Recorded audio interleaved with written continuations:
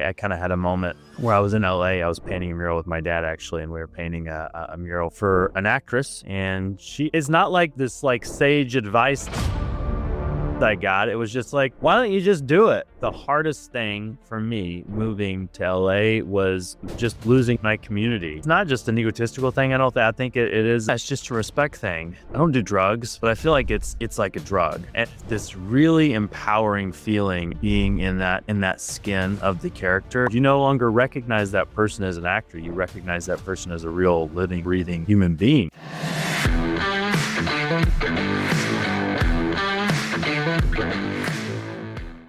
Welcome to another episode of the Starter Girlz Podcast. I am your host, Jennifer Loehding, and wherever you are tuning in today, we are so glad to have you. All right, well, I'm going to open up with this today. What happens when a small town Southern upbringing collides with the intensity of Los Angeles storytelling?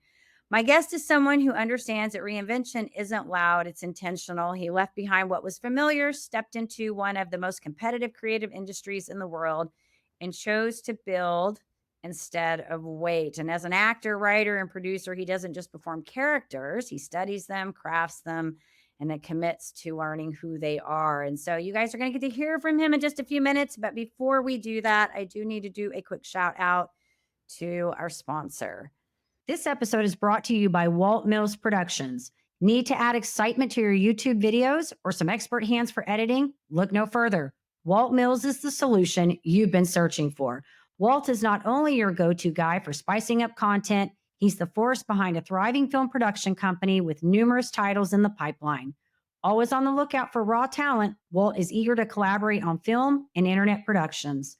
With a background deeply rooted in entertainment and promotion, Walt Mills leverages years of skills to give you the spotlight you deserve. Want to learn more about Walt and his work? Head on over to waltmillsproductions.net and let your content shine. And with that, I do want to make a mention to head on over to startergirlz.com. I tell you this every single week. And why do I say that? For 3 reasons. 1, because if you have missed an episode, it is a great place to catch up. It's also a great place to sign up for our community newsletter, and you can stay in the know of all these fabulous episodes that go out. And then also, if you are an aspiring creator, an entrepreneur, or maybe you're in the thick of it right now and you want to know what your number one success block is that may be hindering your success, well, guess what? I've got you covered. You can go over there and take my 2-minute quiz, and it will tell you exactly what block may be affecting your success right now. So as I always say, head on over to startergirlz.com and do your thing. All right, so let's welcome my guest on today. So Nate Mays, I'm so excited to chat with him today, a Los Angeles-based actor, writer, producer, like I said, originally from Arkansas, who brings a grounded Southern charm and a quietly intense screen presence to every role he takes on. After graduating from Harding University, he made his bold move to Los Angeles to pursue his career in film and storytelling. Since then, he's been steadily building his body of work through independent and short films, and also developing original content that reflects his sharp eye for story and character. So Nate, welcome to the show. Super excited to have you here today and chat with you. Thank you so much for having me. Happy to be here. It's going to be fun. So yes, so you just, I want to start off by saying, I mean, you've graduated within the last 5 years and you immediately moved, because right before we got onto this, you told me that you've been in the LA area for about 4 years. So you kind of just finished school and then just were ready to just kind of move and take on this leap. And so I would love to know, like, how did you know, like, did you know this before you left school, or did you just have that moment where you're like, you know what, I'm going to pack it up, I'm going to LA and I'm going to pursue this thing? I did have a moment. Funny enough, I had a moment when I was a junior in college. Towards the middle of my junior year, I had some aspirations of being some type of artist. I've been a painter all my life, so Okay. I, Yeah.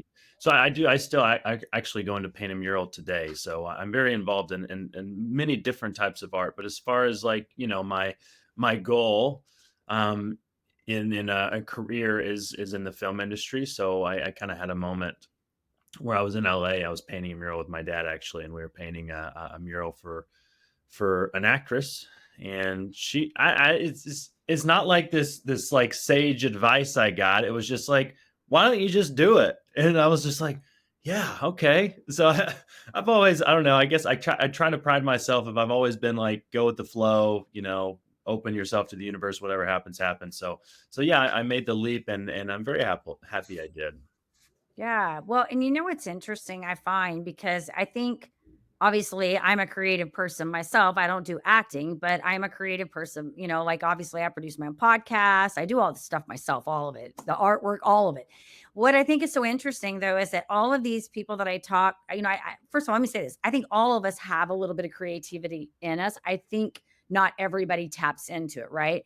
But what I find so interesting is that the people that actually do tap into their creative side, they're talented in a lot of creative ways. It's not just one thing, right? Like they will play music or they'll do this or that. And so, like the other day, I had a gal on here and she was telling us, like she does this acting stuff, but then she's also doing these other things. And she was talking about how she likes to move her body. And I'm like, yeah, it's funny because I like to play piano and I do like to paint. I don't paint like you do at all, none of that, but I do like to do all these other creative things. I just don't get to do all of them. So I think it's great when we as humans get the ability to do that, because I think there's so many advantageous positive things that come from being able to tap into your creative side. So I love that, you said you're painting and doing that as well as this other stuff, because I think it's great to be kind of diverse in those, and not just everything's all one thing. Yeah, I got eggs in different baskets. But yeah, I agree with what you said. I think a lot of people lead with the head and some people lead with the heart. I don't think there's a right or wrong way of Yeah. going about it, but I do think society tends to tell us to lead with the head. Yes. For the creative beings, I think we normally like to lead more on the emotional side, and that leads to a very it's a great life. It's a passionate life. It's a passion-filled life. It's also more chaotic and less Yeah. structured and, than working your 9 to 5, but I appreciate it. Yeah. Well, and the beauty of it, Nate, the more you do it, as you probably know, you start learning little hacks and tricks to make it a little less chaotic. You know what I mean? Yeah. Because it's funny, I think about this all the time because I've been kind of in the entrepreneur space for a really long time. Like I was in Mary Kay, I was in leadership for 22 years. And so I built teams, but I really sort of kind of got to do my own thing. But I will tell you, this isn't the only reason that I left, but one of the reasons that I left was because I could not be creative. I could not, like I had to sell somebody's product. And although I liked makeup, I didn't care about it enough that I wanted to like really do it forever. I wanted to have a place that I could sort of like do my own thing and have creative expression. Also, I knew that being in that, I don't know that I'd ever planned that I was going to do a podcast. I don't know if it was like one of those planned things I did, right? But I also knew that I wouldn't have been able to maybe not. I could do that. I don't know. There's a lot of legal parameters when you're in organizations like that because they got a lot of like copyrights and things that they're worried about. Whereas here, I have my trademark on my product. It's mine. I've created it. It's my thing. Every piece of that is mine. And that's what you're getting to do here. Your work is your work. And that's the beauty, I think, of us being able to do that, is that we can craft it the way we want, design it, and then we can create the little hacks that we need to make it, get the structure that we need to have to make us work more effectively, so to speak. Yeah, absolutely. We are the authors of our own story, and that leads to a lot of rewarding things. And especially in the day and age that we are right now, with technology advancing, and I'm very grateful to have the opportunity, as hard as it can be sometimes. I get to write my own story, so Yeah. yeah, it's good. Yeah. I'd love to know too, even just making that transition, talking about like the move, because that's not an easy thing to do. I mean, there's some people that never move, like they just don't do it, right? Okay. So I'll tell you, like, my husband kind of did that. Didn't go into acting, but he was in engineering. And so he moved, he was, from Montana, packed his bag up from South Dakota, came all the way to Houston. I mean, you talk small town to kind of a still small town, a packing up to 8 million people at the time. And so I don't think that's an easy feat. And I often said, when I met him many years ago, I said two things. I said, you must have either been crazy or stupid. I don't know which, because he packed up with the computer and just left. So I think it's admirable. And I would love to know, that transition from going here to here, because obviously it's different from where you came from, to LA, and just maybe some of the things you maybe learned about yourself, but also had to sort of kind of say, hey, maybe this is a challenge I had to work through, and to navigate to get into this space that you're working. Yeah, you said your husband packed up with the computer and left. I packed up with an easel and left. So that was literally You like, did it then, right? yeah, You did it. I had like maybe a couple totes of clothes, but that's literally it. Yeah. Yeah, I mean, I feel like I've always had an inclination to do something bigger than staying where I'm at. Yeah. So I kind of always had that inside of me. Had no idea that would be Los Angeles. Growing up in the South, you can imagine how much of a Right. culture shock that is. But yeah, I mean, I have so many my core community. I have a wonderful community here, but my core community is still Arkansas. Like you just make so many beautiful relationships. I don't know. It's just something with the culture. And I'm so thankful for that. But no one really leaves. It's just for some. Well, there's some reasons that I understand, but that part of the country, it's very family oriented. It's very, I don't want to speak for everybody, obviously, because everyone's different. But compared to Los Angeles, the most of the people I talk to on a daily basis, they all moved here from somewhere. Yeah. Whereas if I go to Arkansas or some parts of Texas, anywhere in Midwest or South, they're there and their family has been there and their grandparents have been there. It's just different. Yeah.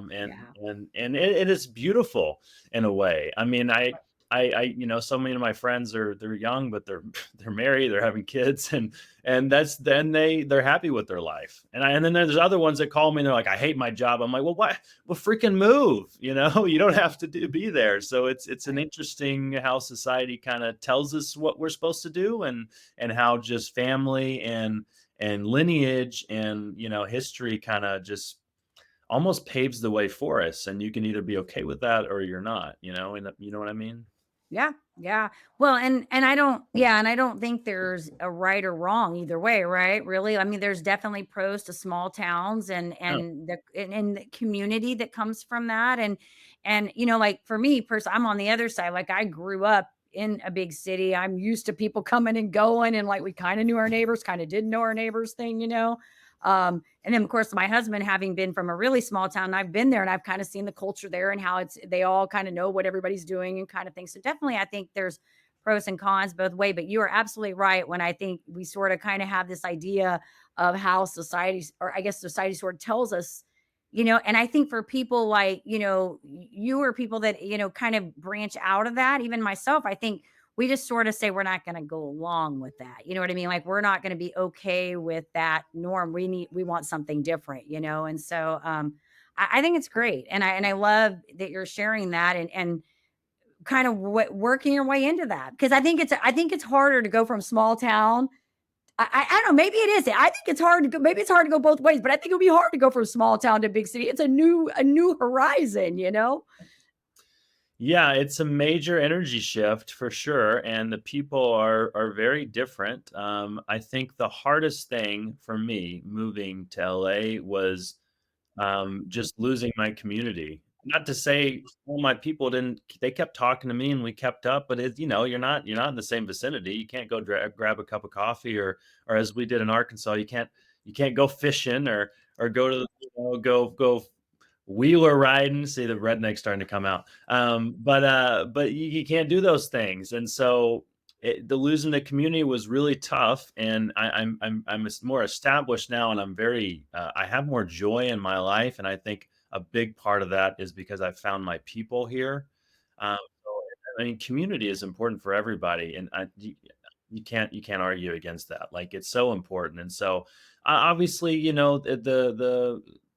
it's just different. A big city and a small town. Um, LA, what I love about LA is it's a melting pot of people.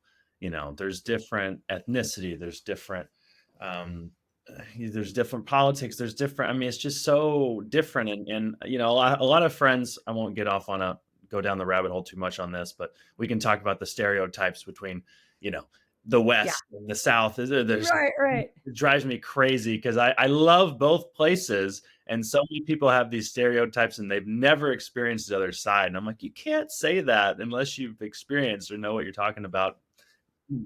Anyway, I told you I'm going off on a tangent, but yeah, it's the community is really important. So it's Yeah. yeah. Yeah. No, it's good. I agree with you totally. And you're right. You can't talk if you haven't been there, so you don't know, right? Like you can't be saying things that you don't know about. I'm a big advocate for that. So, well, let's talk a little bit about your work because obviously you're multifaceted here and you're not just doing acting, you're doing the producing side of things and writing. And so do you have a favorite? Do you like one more so than the other? I'm an actor. Yeah, first and foremost, I'm an actor. I the other things are just building the foundation of elevating me as an actor. That's the goal. I write a little bit. I am currently producing a short film that I'm acting in. So Okay. just Yeah. complete to try to promote the main goal. I guess you could say.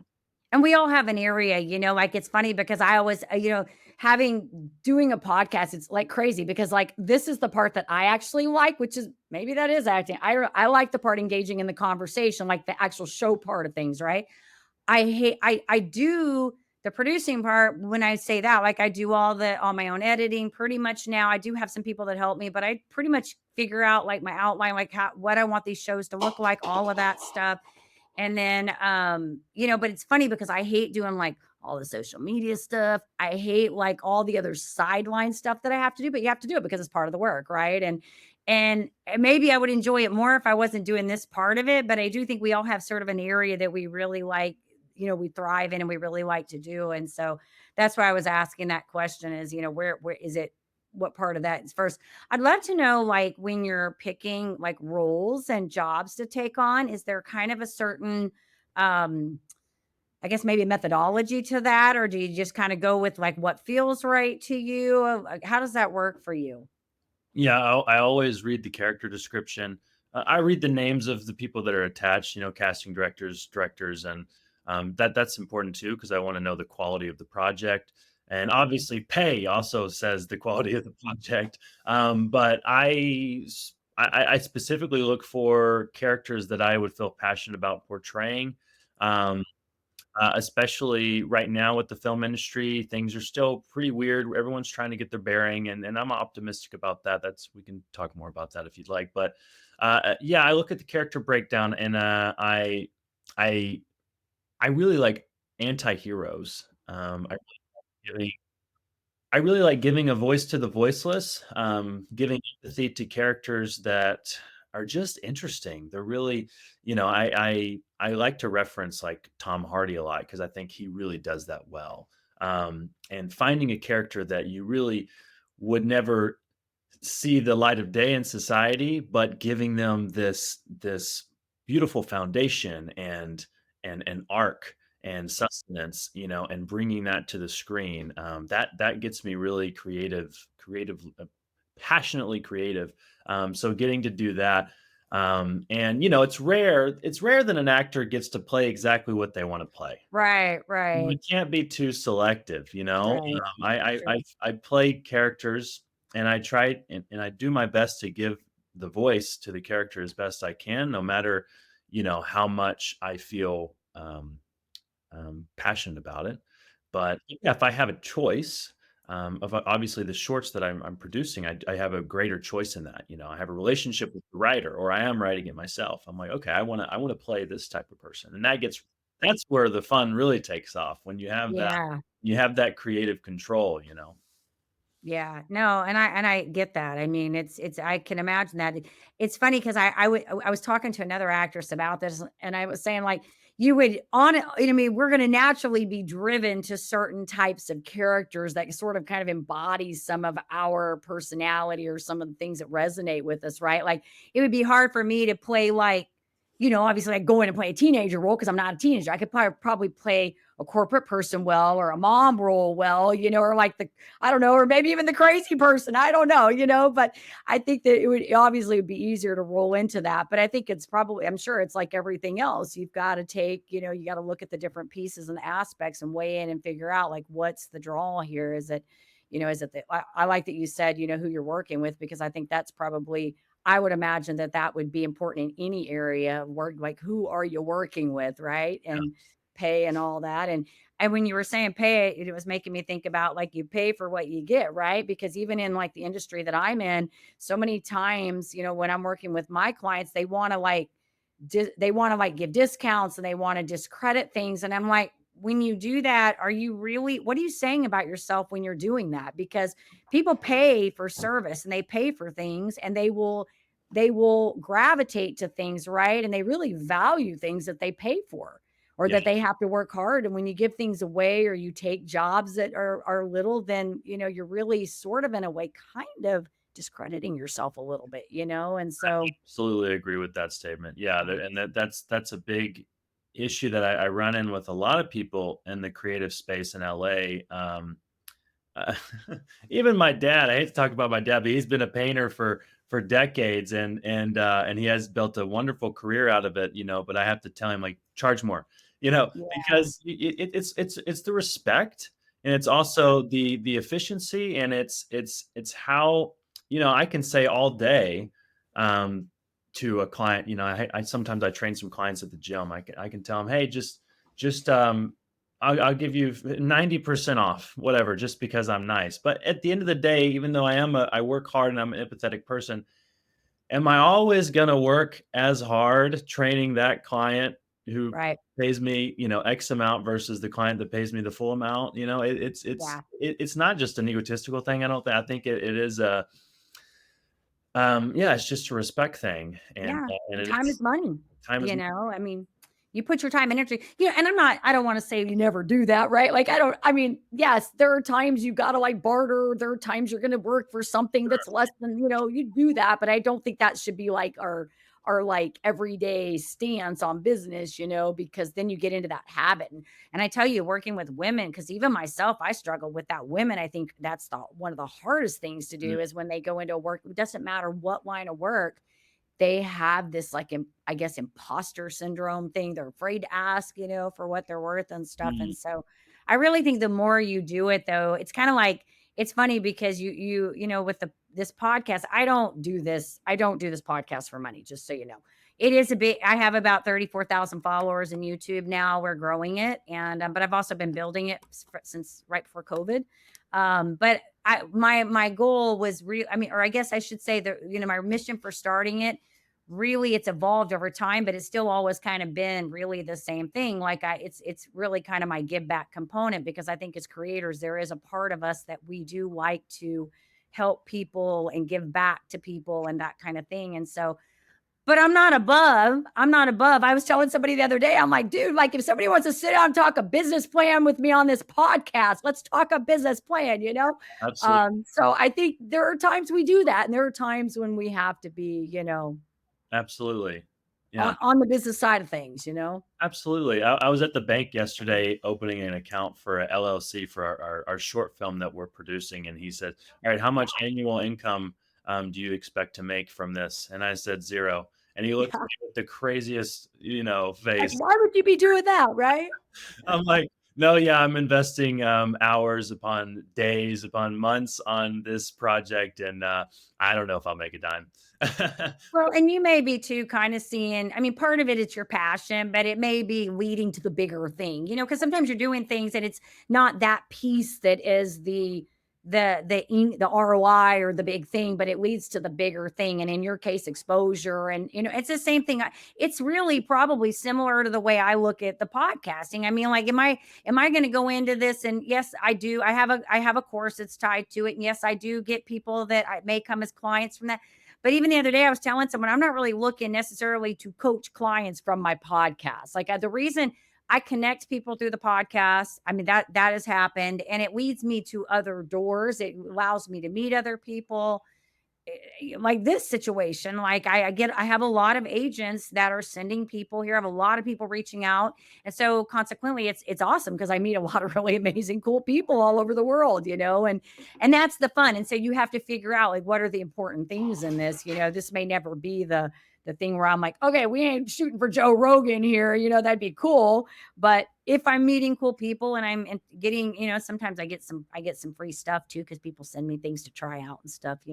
And that's kind of fun too. So I just think you figure out what's important to you. But it's a part of your story, and that alone is really it's a really beautiful thing, and I do believe, you don't have to pour money into something to make it beneficial for your life. If Sure. you're pouring in positive energy and love and affirmation, I mean, I believe that is 100% going to evolve and lead to something bigger down the road. I mean, it Yeah. has to. Yeah. Yeah, absolutely. So I want to ask you a little bit about the acting part of things, because this is the important part of you, the characters part, because I'm not privy to this and I don't do this part, so I don't know. So I was talking to an actress the other day and she was like, yeah, so when I take on a role, and I'm not quoting her exactly, just know that I'm kind of summing up what she said, but she was saying that, she gets to study before she even memorizes the lines. She studies the character, she gets in and like figures out when they getting up, like what do they have for breakfast, all of those things. So you kind of touched a little bit upon this, but I'd love to know sort of like how that goes for you. Do you find that the memorization part of the lines is easy? Do you find that it's easier, again, like she does, to sort of get in and learn the character, get, up close with them? What does that feel like for you? Yeah, it's very interesting. Every actor has their own process. I was Hmm. seeing Anthony Hopkins the other day, and he didn't do a ton of we call it crafting, like the life before. He read the script dozens of times, sometimes over 100 times. So the lines were just embedded in him, and they came to life, not from what's on the page, but from film. So that was really interesting. But for me personally, no, I do not read the script 100 times. Maybe I will if I feel like I need to. But I like to focus on the life that the character had before. Whether that is, it's normally not given to me, so I have to make it up. Focusing on childhood, upbringing, that helps me a lot. Portray, because you have to bring the character to life. You can't just if you look at your entire life, you can't just zoom in on 15 minutes of this random time in your existence and be like, okay, now I understand who this person was because I'm looking at this 15. No, that's crazy, right? Hmm. We're Hmm. such complex beings, and so when you find a character and you want to bring them to life, and you only have, say, 1, 2 pages of, normally on an audition, you 1, 2 pages of a script. You're like, okay, well, this is all I have, which is really cool because you get to fill in these enormous gaps of who this person is. And that's how acting becomes your own. That's how successful actors become successful because Yeah. it's from them, it's not just on the page. So Yeah. you take a good, in my opinion, you take a good actor who knows how to craft, who is authentic, and you take a good script. If you get both of those, man, you're you're really lucky. Yeah. Well, and I think in listening to you, that's probably the kind of the fun part of it, because you sort of get to mold it and evolve it a little bit into this being. And so I think the imagination part would be fun, just to kind of imagine who is this, about the imagination and gathering the knowledge so that you can build out the character. I think it's awesome. I think what I was saying is I really like the part where you get to use your imagination to build out the character before you do this. So, and I think, yes, I think, it's no different. Every podcaster, same thing, sort of has their way they do their things, right? Because people ask me, it's like I do here, like I've been asked to like interview people at like networking events and things like that, because for me, having conversation with people is like real there's very few people that I get across from that I'm totally like freaking out about, and I can get people to talk. And so, but I do think, I watch other podcasts and I watch other people's style, and everybody has their way that they do that too, even from the time they get that thing from the ground up, like how they roll their systems. And, like the way I do mine, like I have certain systems that I do, and people will be like, well, why do you do that? And I'm like, because that's why I do it. It's my podcast. I do what I want to do. It's mine. Yeah. You don't want to do that, then don't be on the show, I guess. I don't know, find another one, Yeah, taking um your creative, what's the word? I don't know, you're doing your own thing. Yeah. Yeah. Exactly. Exactly. So you've said a lot of really good things. I'd love to know, in this line of business, like how do you define success for you and the work that you do? Like what's the important things here? I try to be present and because you go through a lot of ebbs and flows as an actor, maybe as any creative, lots of hills, lots of valleys. But I really chase this feeling that I get in a scene. It's not what I get in a movie theater watching myself. It's what I get in the moment of being in that skin of the character, and it's this. I don't do drugs, but I feel like it's like a drug, and it's Mm, this really empowering feeling of this, what am I trying to say, this kind of spark of humanity, of like telling, like there's something very powerful in storytelling. If you read books, there's a lot of art, like a lot of authors talk about this as being in this zone, this creative zone, and yeah. Yeah. you're, Like the flow. yeah. Oh, and Yeah. I think the most powerful way you can get that as an actor is on stage, but Mm, occasionally it's on film too. It's when yeah. you're giving everything you have to this story, and Right. you want to make it believable, and so you have to believe it yourself. My acting coach, she's lovely, Camelia Monet. She talks about the authenticity of a character, and bringing yourself into it, and the more authentic you are, the more alive it's going to be, the more real it's going to be. Uh, Right. so Right. so I try to do that, and so there's a lot of moments, um, as I grow and as I mature as an actor, I get a lot more of those moments. So I'm really chasing that those moments. I guess I'll just call them those authentic Yeah. moments. And everyone knows them when they're watching their favorite movie or film and or TV Sure. series, and they see, and it's like you get sucked into this story. You're no longer watching in a two-dimensional plane. You're sucked into the life. You're in the characters. Yeah. You're Yeah, into it. you're there with the characters. You no longer recognize that person as an actor. You recognize that person as a real living, breathing human being. It's because they did the job right? Yeah. That's how I felt after I finished watching Ozark, and I was mad because it was over. And Sopranos. There's only been like 2 series that I've watched from all the way from, the beginning. And I actually with Sopranos, we binged it. We binged all the beginning and then watched the final season when it came out. But I was so mad when it was over because I was like, oh.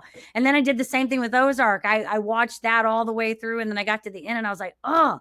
And so, yes, you do. You get into those characters, and then when they're over, you're kind of sad because you're like, you don't have the characters anymore. Like, right? You don't have those. They're part. And if you watch that, they sort of kind of become a little bit a part of your life because you're paying attention to that, which is I always find so weird because I don't even watch TV hardly. I'm Yeah, like, if I sit down to binge watch, I'm gonna be like binge watch and we're gonna right. finish that thing. Good series. Yeah, Yes, it yeah. was a good one. Sopranos is the best series ever, in my opinion. I agree with you on that one too. I agree. I think that was my favorite. And then Ozarks. Those are the only 2 I've ever completely gone. Like I said, gone from Wow, beginning to end. I've seen every single one of them. So, that's and it's weird because I think both times I started them and then I didn't finish. And then I just got back on and I was like, oh, I watched and I'm like, I like this. And then I was hooked after that. I was like, I did the first step, went to the second. I was just, that's it. Okay, we got to finish.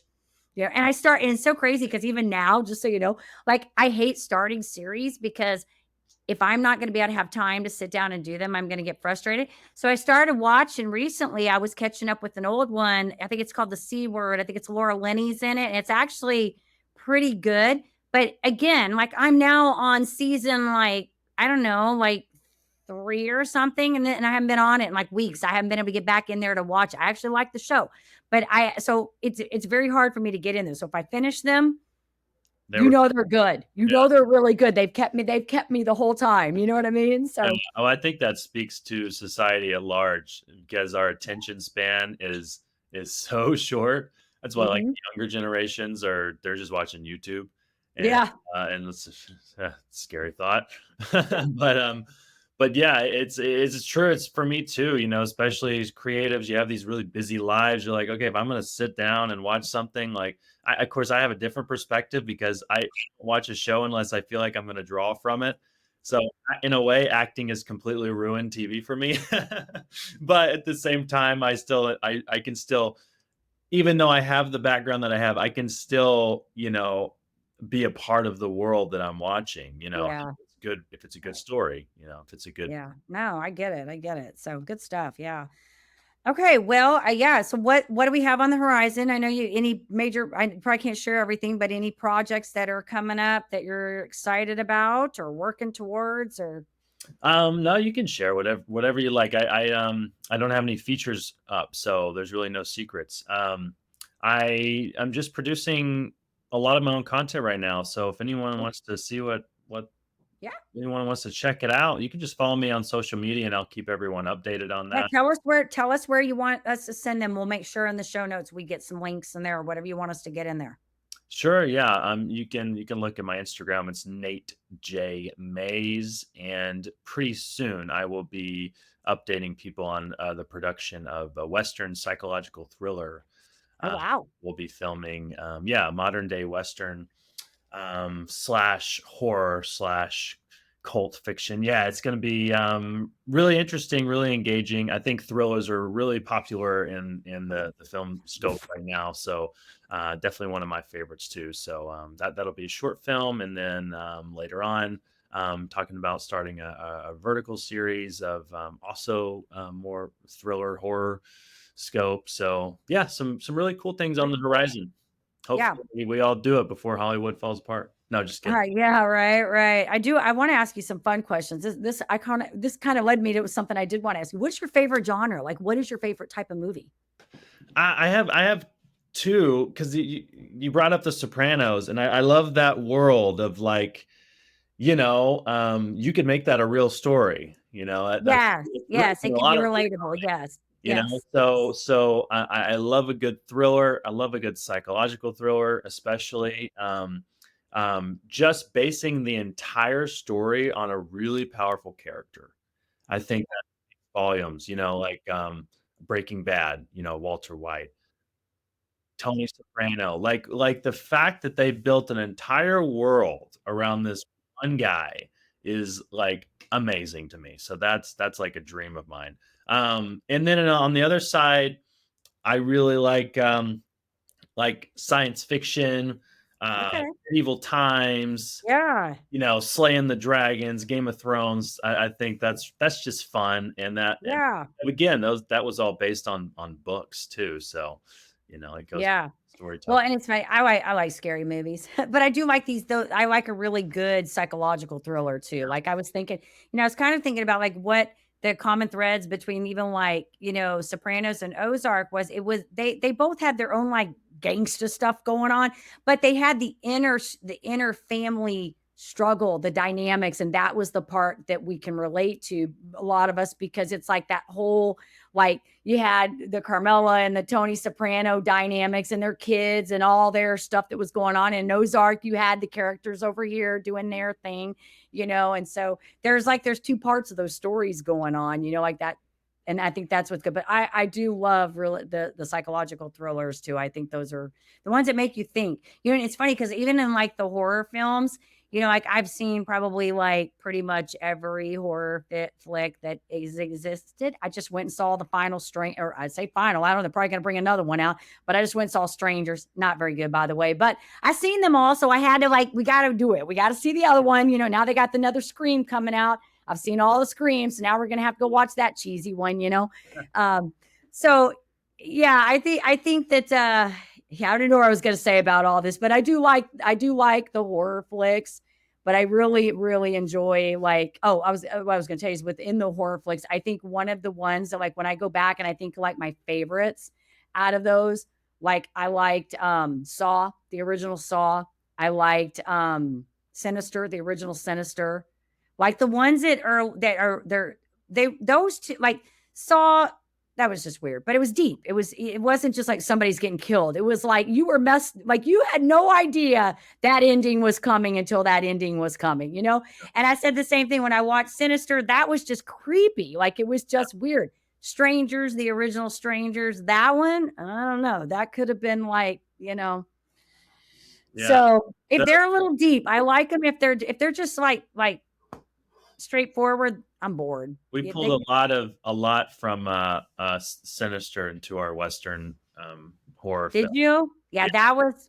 Yeah, I yeah. saw that one in the movie theater with a friend, and I remember that when we were like the whole movie looking behind us.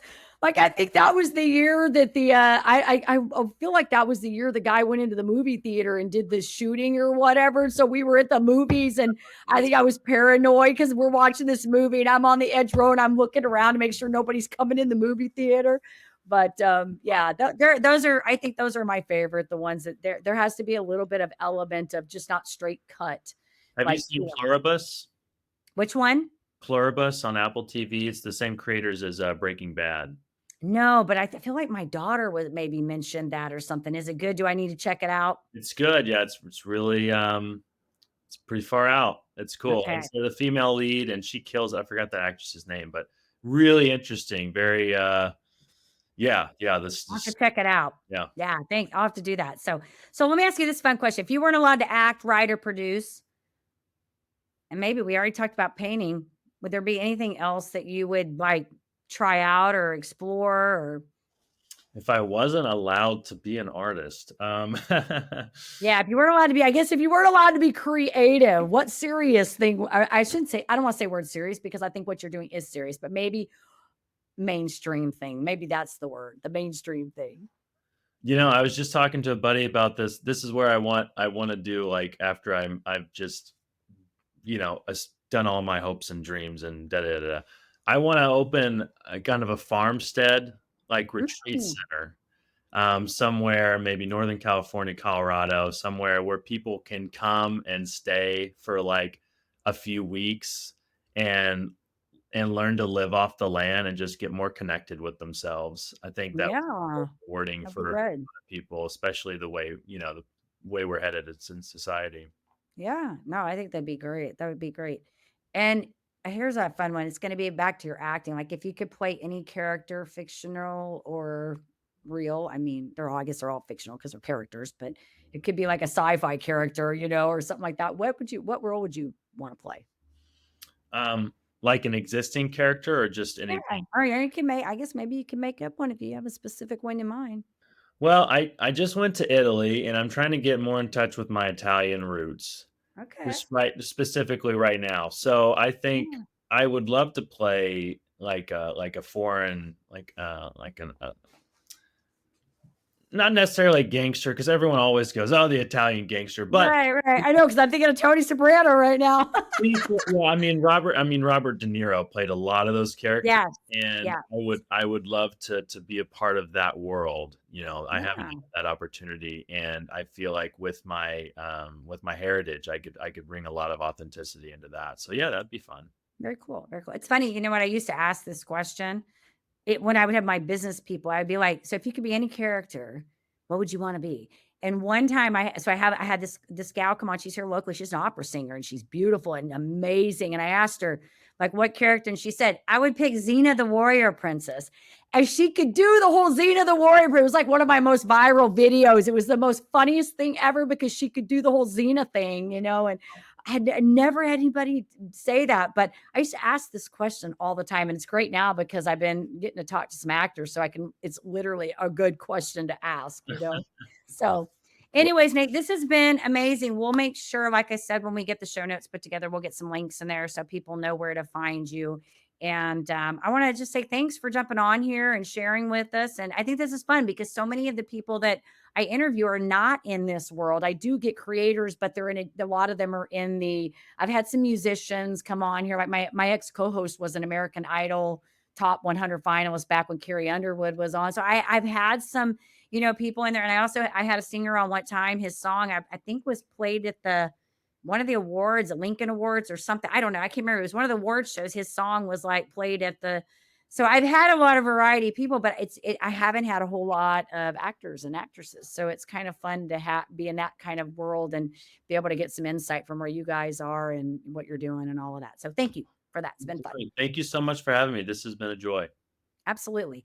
Of course, we want to say to our audience, we love you, appreciate you. Hope you found this episode both inspiring and informative. And if you did, you know what to do. All the things like subscribe, comment, share, so we can keep passing on all this fabulous content to you. And as I always say, in order to live the extraordinary, you must start. And every start begins with a decision. You guys take care, be safe, be kind to one another, and we will see you next time.